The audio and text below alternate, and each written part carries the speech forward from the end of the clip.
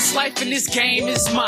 Yep, it's my time. Peep this mic dominant, intelligence is prominent. Dropping all sorts of ill gems on your conscience. Many years, I lay patient, just waiting, just building, just laying the perfect foundation for this ill structure. Now I run the court similar to the Ruckers. Got my focus back, then began to practice. Hey everybody, thank you for tuning in to They Ain't Ready, the podcast about race and gender. I am your host, Tracy Walker. And I'm your co-host, Dr. L. David Stewart. I'm rubbing my forehead because it's been a while. Given what we about to talk about, I got to give the disclaimer. Okay, go ahead. Go disclaimer. The views and opinions and comments that we're about to say do not reflect any organization, corporation, association, affiliation, or anybody that we care about or represent. Because we really finna say some fucked up shit, so I wanted to get that out the way before we get canceled. Well, we're back, y'all, as you can see. Another season of us having those conversations that many are not ready to have, but we need to have today. And it seemed like that we took a break right at the perfect time to gather all this information about the craziness that's been going on in the world.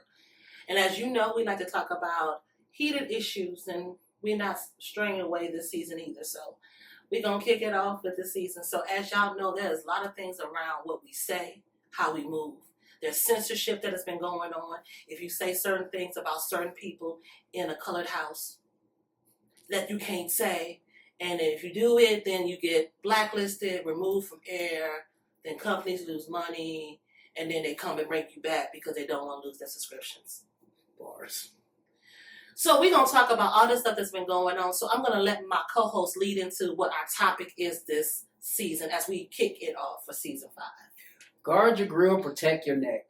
Protect Your Neck is a wonderful song by esteemed artist Wu-Tang Clan. And it's very fitting, given that a dead podcaster met an unfortunate end via a killing.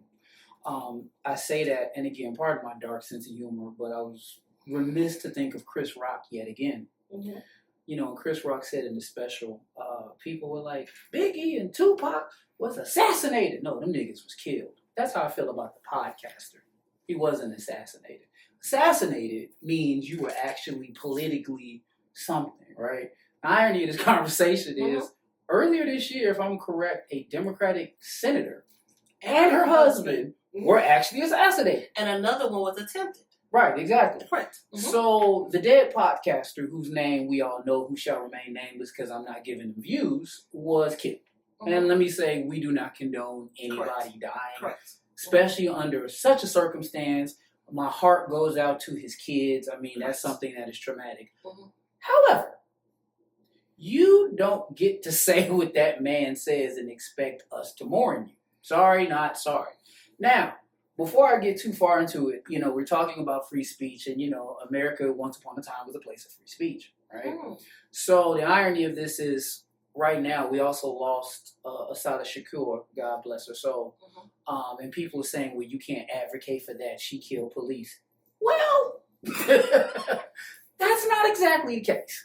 I think Mayor Brandon Johnson's response to that was very poetic, like, you know, what it meant to the Black Liberation Movement and so on and so forth. Mm-hmm. But back to the dead podcaster. My personal issue is with the church. Now, I am a preacher's kid. I was raised in the church. And y'all expect me to believe that now I got to accept him as a good man. No, big dog. That man advocated against black women. That man said so many things that I'm not going to give traction to. Mm-hmm. Now, again, the fact that he met an unfortunate demise is what it is. But we're not going to excuse that. But what I also found very interesting is the day after the dead podcaster died, HBCUs were on high alert.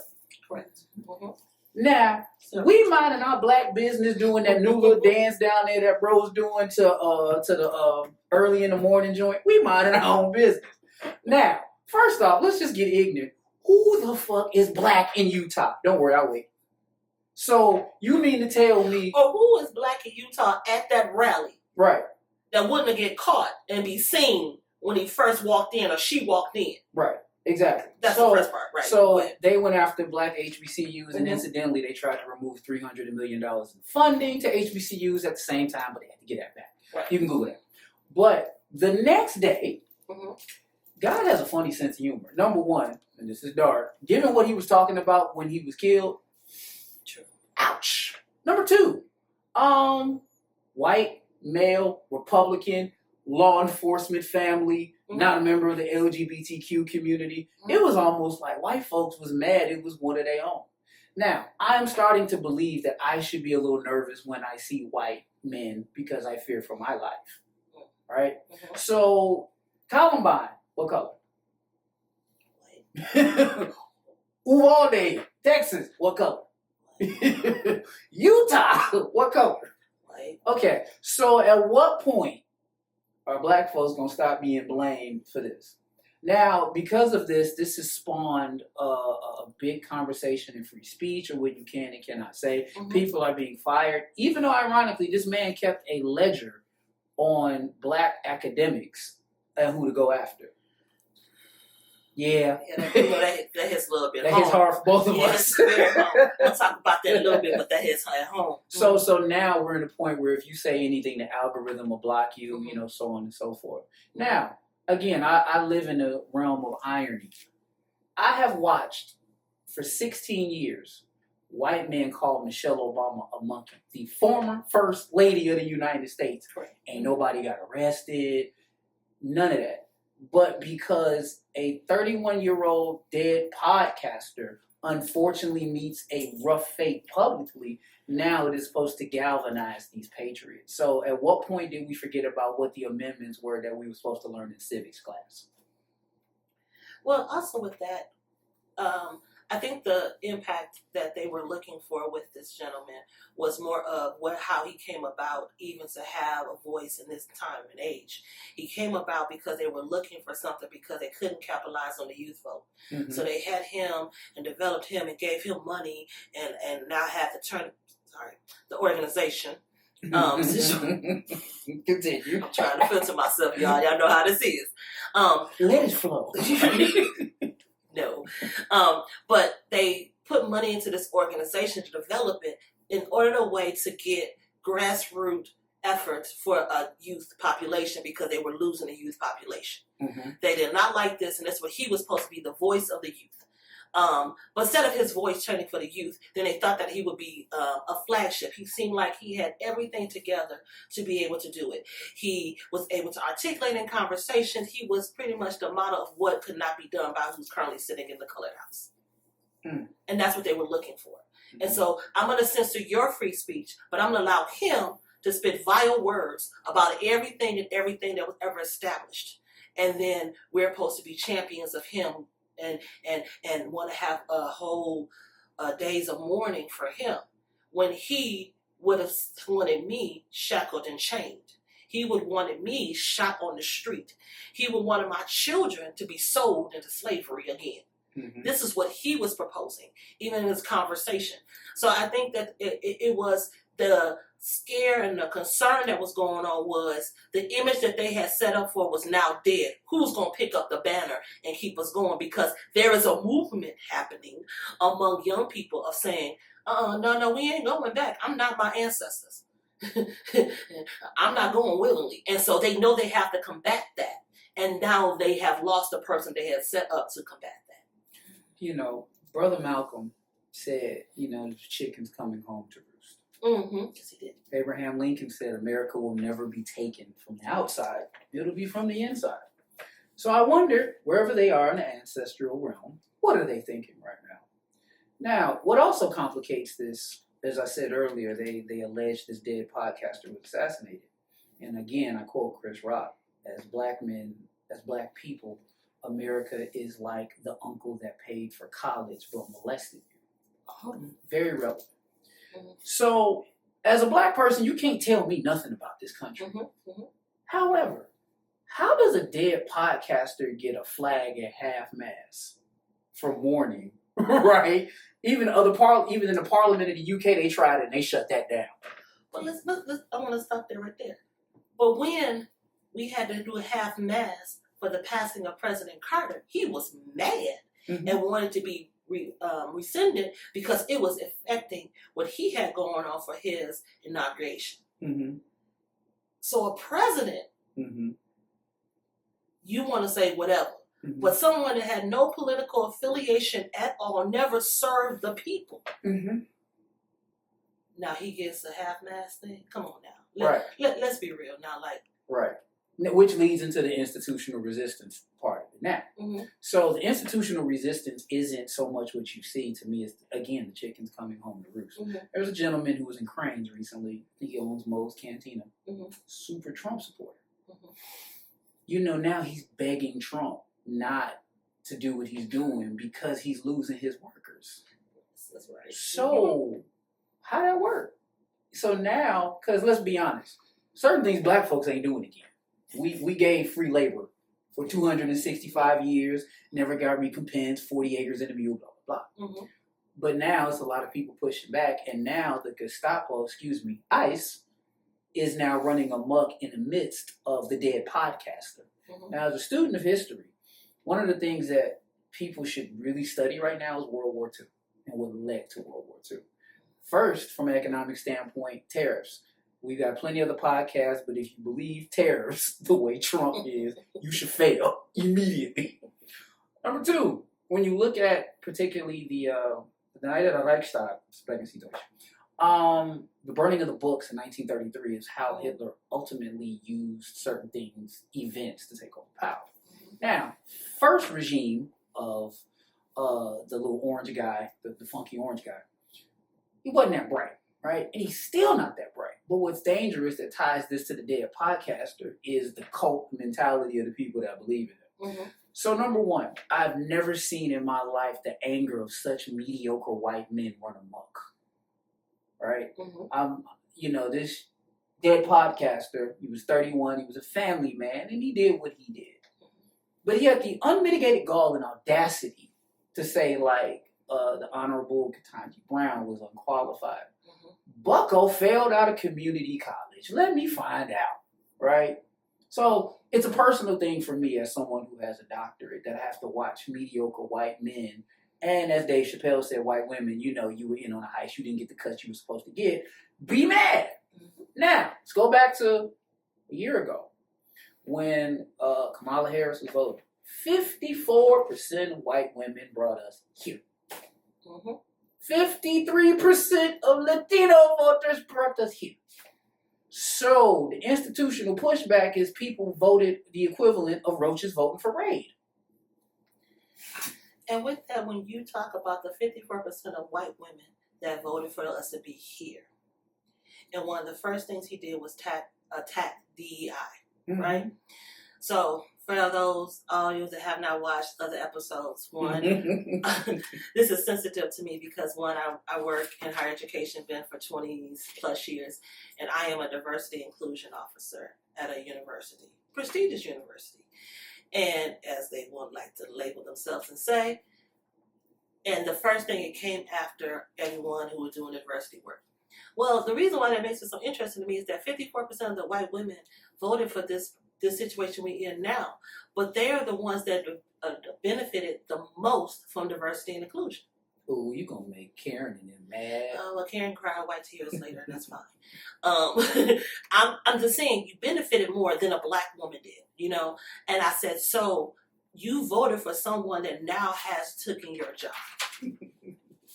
And this is historically happening right now, where people have voted for things that for people because it sounded good and it was good, ear candy. But then when it came down to actually being in effect, it actually impacted you so that now you want us to cry and pat you on the shoulder and tell you it's going to be okay. But you wrote your sentence. Everything, you know, Kamala's doing her tour right now, and everything she said in her book, she was saying stuff about what he was going to do before he did it, and no one wanted to believe him. And now we live in a world where everybody's so shocked that he actually did it. If you listen to what he said on the actual campaign, he did not sugarcoat anything. Not at all. He said what he was going to do. The people that was connected to him said they were going to do. And now we look at Project 25 being almost, I think, at 85% almost complete. Here's the irony of all that. And dealing with safeguards, people have said to me, well, first off, this is the first public conversation I've had about the dead podcaster, and it will be my last. Number one, protect your name, protect your job. Don't let anybody bait you into a conversation on social media because people are screenshotting and losing their jobs over this dead podcaster, right? Mm-hmm. We can call Michelle Obama a monkey. We can call, but the minute you talk about a white Christian male, world gets offended, right? Mm-hmm. So be mindful of who you talk to. Number 2, some conversations just ain't worth having. I have people who I know who are 47 supporters that look like us. Mm-hmm. And after the Dead podcaster got popped, they were like, well, what do you think about it? I was like, I don't. They were like, well, you're a Christian. I was like, excuse me? They were like, well, weren't you raised in a church? I'm like, how you going to talk to me about the church and based on the description of Jesus, you would deport him? So how that work? Oh, well, what? No, don't stutter now, right? So this whole thing has kind of brought about this real political, economic DEI clusterfuck, right? Mm-hmm. So now everyone feels like, well, it's not everyone, let me be clear. The far right have galvanized to really push, almost seeming like a civil war. I never thought I'd live in a lifetime where the movie Red Dawn could be real, right? Mm-hmm. So now all of this is going on. People got to watch what they say at their jobs. They're coming after universities. In fact, 9 universities Trump is trying to get them to sign if they're going to get federal funding. So now we're getting dumber as a country. Now here's the problem I have with the far right. Believe what you believe, but damn, why are y'all so mediocre and dumb? Pick a stroke, right? So you got people that are saying, for instance, all these immigrants are taking jobs. Mm-hmm. You ain't working them. What's the problem, right? So now we have the Gestapo running amok, picking up people, right? So the reason to me this ties in is because y'all only go into certain neighborhoods. Brown people, people of color. I ain't seen not one person in Ukrainian village picked up yet. I ain't seen not one person. I think they went by Chinatown, but I think they were getting Chinese food. I don't think they picked up nobody from Chinatown, right? No. But yet, you're trying to pick up, quote unquote, Venezuelans. Now, this is where the economic part ties back in. Mm-hmm. Do you remember how the Venezuelans came to Chicago? So there was a Republican governor by the name of Abbott who had this great, grand, and glorious idea to send all these immigrants to cities with black mayors.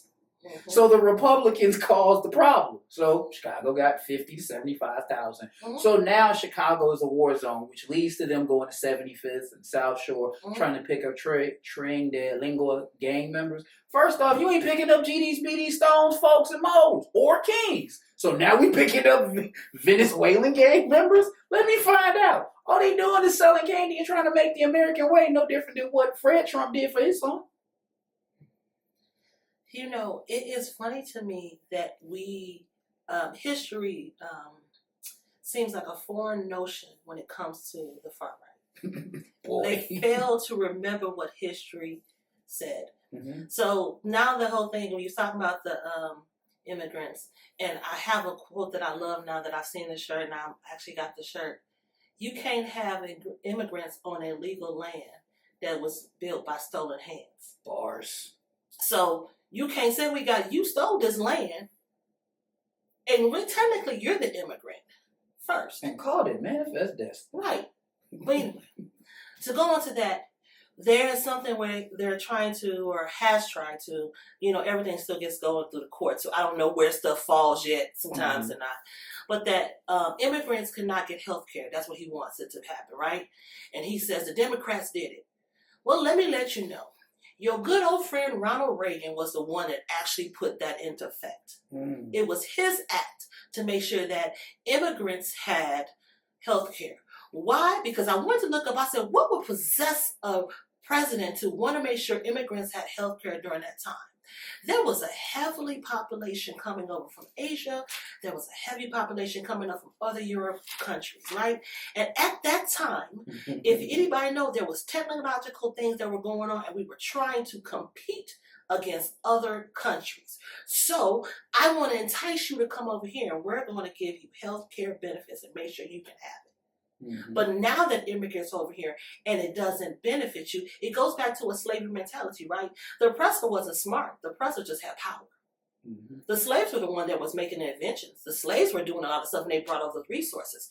And so what happens is, it was always that if the slaves knew how much power they had in the numbers, they could overtake us. Mm-hmm. So I want to keep them not knowing, not organizing, not being able to speak to each other, not communicating with each other, because if I do that, they will never know the true power. And this is where I really do believe this Make America Great Again is coming from. It's a place where Black and brown people do not no longer know their power. That's what the America they want now. Mm-hmm.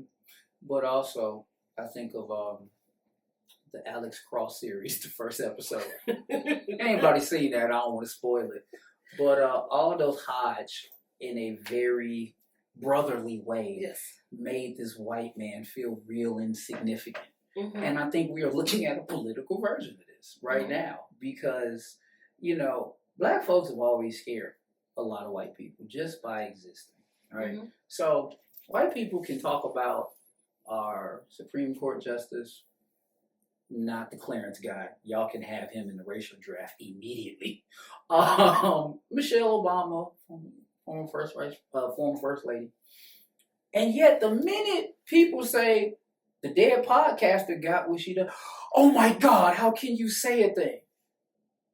Why should we feel bad? So now we got to worry about protecting our name and being wise and mindful because of white on white violence clutches imaginary pearls. Mm-hmm. Y'all say the same thing about Black folk. So this is white on white violence.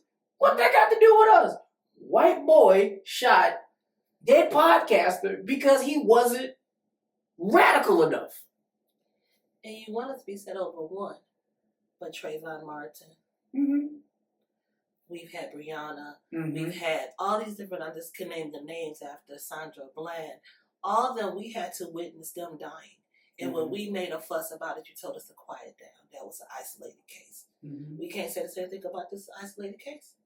No, because this means that we are not concerned about what they're concerned about, but you weren't concerned about the kids. They haven't even been concerned about the Black missing girls that never reached the news. Mm-hmm. Because those are isolated situations, but this is primetime news. The wolf never cares about the feelings of the sheep. No. You think the wolf cares that you're going to remove a sheep from the family? He's looking at lunch. Right. Do we have the same sympathy when we step on a roach? Are we really worried about where the family of the roach is after? Are we going to do this? No. You step on the roach. And you crush it down. Man, step on and do a little chubby check and twist and don't everything. breathe, don't twitch. Nothing. So if one of their own decided that he was a roach and they stepped on it, where I come from, that ain't my business. I'm minding the business that paid me. As long as that roach don't come over here. Hey, I'm just saying. So now our white brother and sister are mad that we're not caring about that. When have y'all cared about us? On the way in, beside listening to Wu-Tang's Protect Your Neck, which is a very canonical song at this moment, given how a certain person left Earth not planned, also listen to Michael Jackson, They Don't Really Care About Us. I'm thinking about what that song was really about. Mm-hmm. So now y'all done everything to all these people, and now white men, we forgot about the tiki torches in Charlottesville and all that. Mm-hmm. So all these mediocre white men are mad that we didn't care about one of their own. Mm-hmm. In French, the saying is "tant pis, too bad, too bad." So now looking at this from a race and power kind of perspective, right? Mm-hmm. Because at the end of the day, it is about race, whether we want it to be about race or not. Right. But it's also about power. Mm-hmm. I think, personally, and this is my opinion, I think this is a moment where as Black people, we can take our power back by just worried about what we do. Now, you said something earlier that I do want to address. You said, and I quote, "We are not our ancestors." That's a mixed quote, right? Because because on the one hand, our ancestors got us here, and some of our generation feels that we wouldn't have, did what we did. Mm-hmm. But I'm also remiss to remind that, when we mind our business, the white folks fuck with us too. I don't know, Chicago, Tulsa, Rosewood.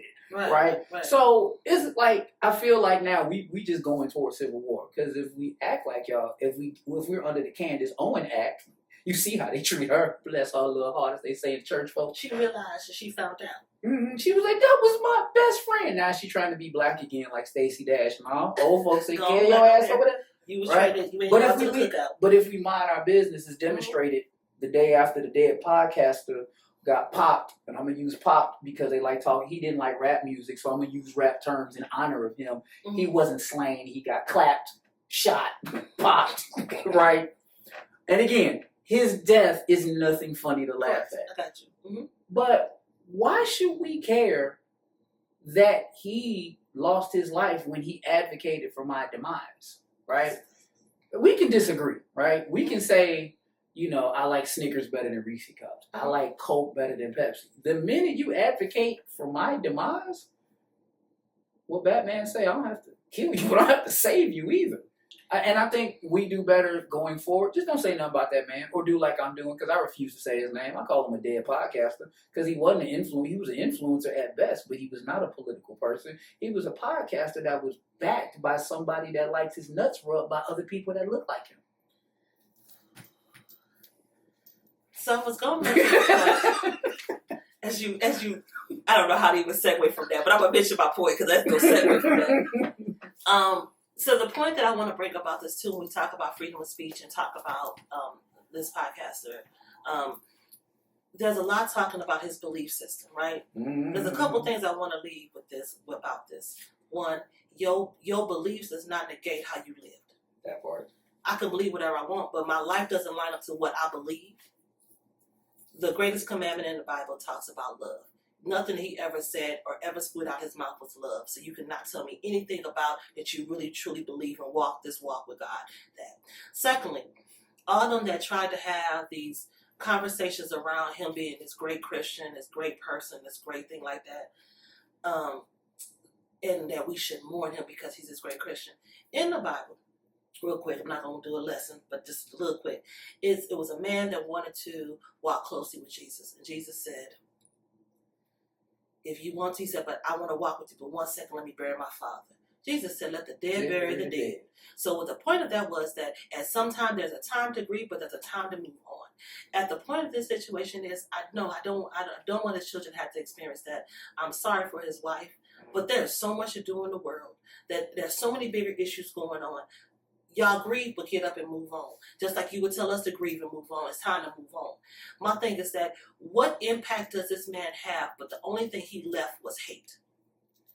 When Martin Luther King passed, there was hate, not from us, but there was hate from other sides. Mm-hmm. There was also us having uprisings because we just didn't know how to deal with him dying, right?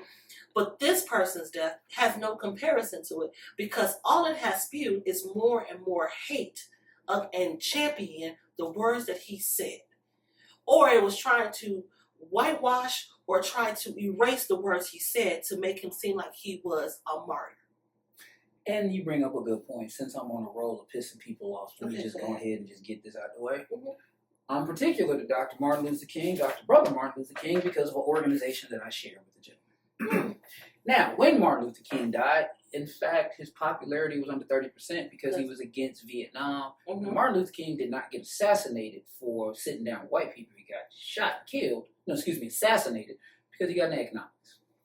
That's it. The irony is saying white males voted against his holiday, and now they're trying to martyr him and, make him canonical with almost sainthood, right? Here's the thing. For anybody listening, go read the book Why We Can't Wait by Martin Luther King. Everyone knows that I have a dream speech. Go read the book. Martin Luther King was in jail in Birmingham for 8 days, and, while he was chilling, waiting on some things to happen, he said, I'm going to write a book. One of the things that happened he talks about in his book is he talks about the Christian church, and this is who I am going after right now. Y'all can get mad. Half of y'all going to hell anyway, but it's okay. So, Martin Luther King said, and I quote, y'all sit up and watch us hang on Friday and then come to church on Sunday. What God is that? Right? So, your God wants me dead. And see, we talk about slavery. What a lot of people don't know is a lot of Bible verses were misused when it says slaves be good to your masters that were used against us, which is why a lot of black folks don't like Christianity today. So most folks don't realize that slavery wasn't chattel slavery. That's not the same thing. It's very, very different. But I say all that to say that, they had pictures of Jesus, Martin Luther King, and the dead podcaster all of them died for their beliefs. No, Jesus Christ was crucified. Martin Luther King was assassinated. That white boy met his demise. I said what I said. Now, all these church folks, I often wonder, even if you're not of the Christian faith, I wonder how would you feel if you thought you were going to heaven and you found out Jesus was black. I just love to see the face.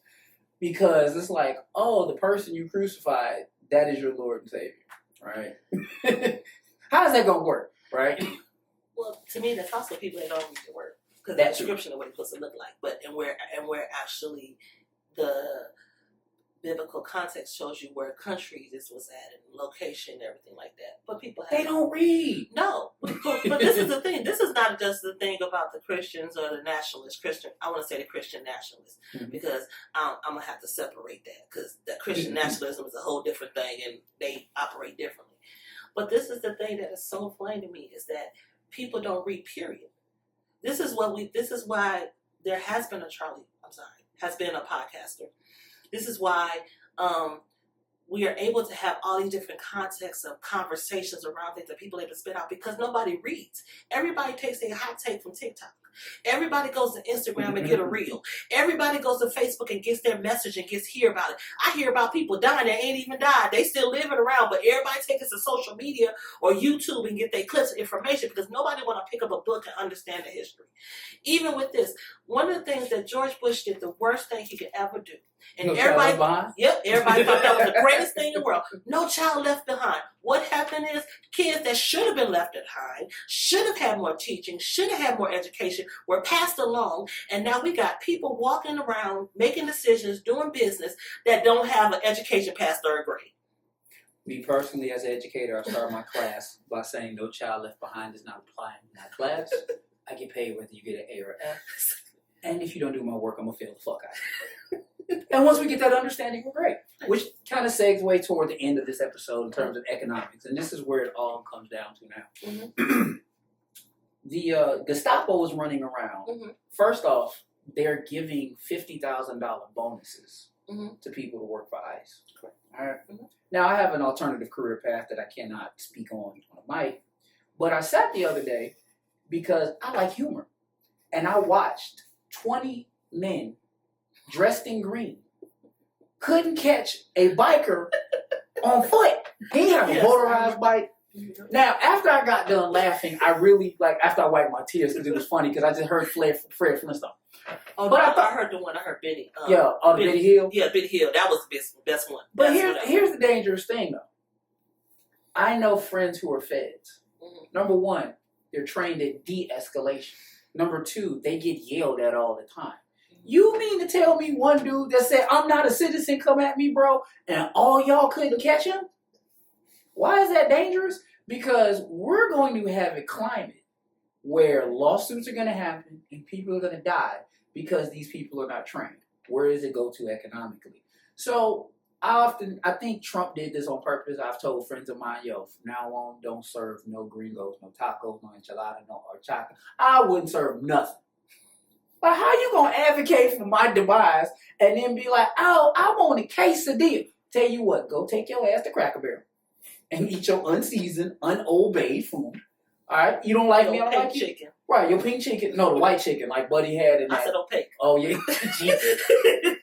But economically, we're screwing the country's getting screwed, right? Because they go to Home Depot. I got friends who work in construction. Construction projects gonna stop. Mm-hmm. They ain't coming to work because they don't want to get snatched up.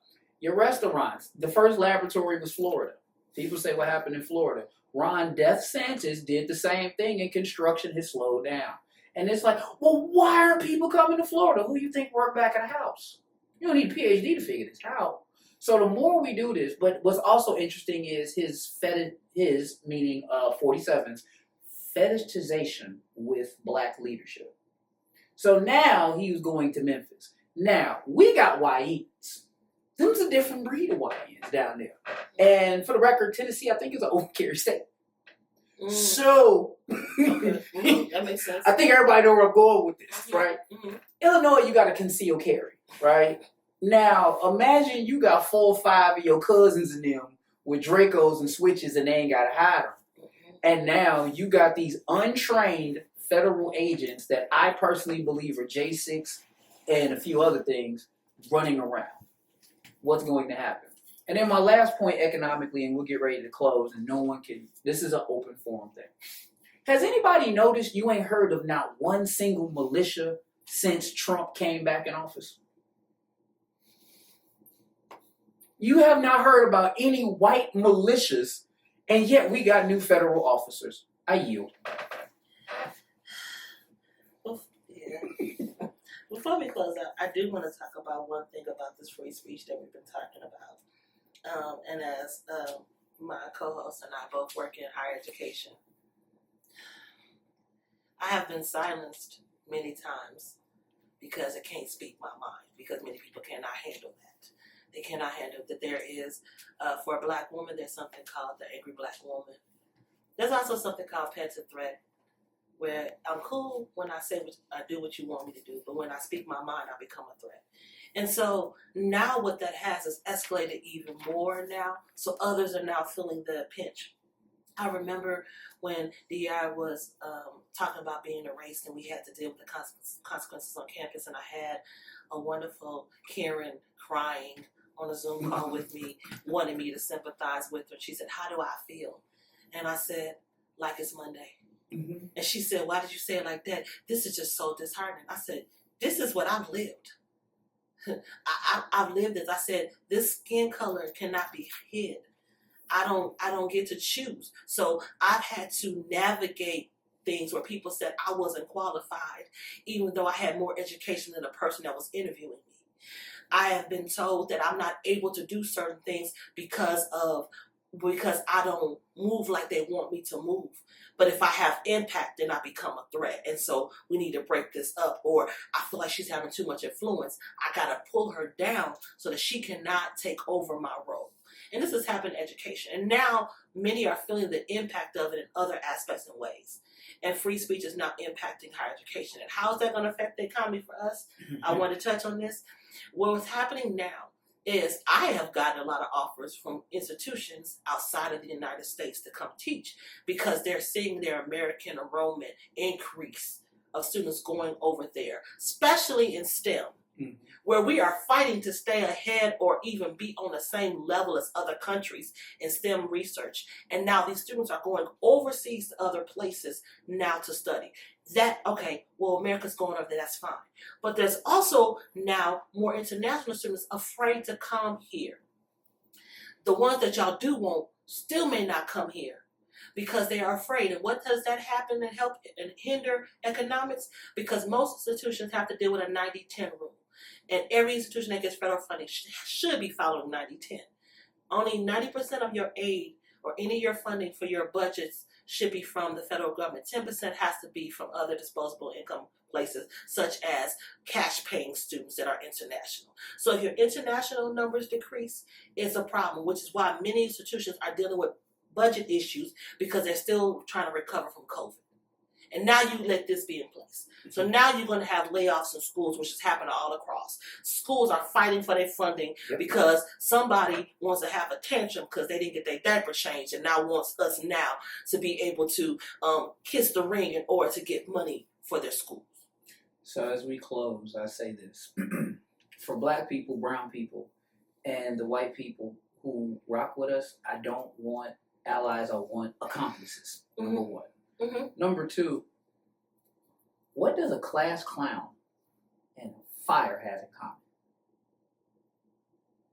I ask that again. What does a class clown and a fire have in common? You don't give them air, they'll die out. Don't mention that man's name ever again. I'm out. Well, as we conclude this episode, I love my co-host with his mic drops. As we conclude this episode, we always say that if you want to fact check us, please do. If you have comments, please inbox us with the comments. We're willing to have those conversations and talk about these things. But the biggest thing, we want to make sure you keep having those conversations that many are not ready for.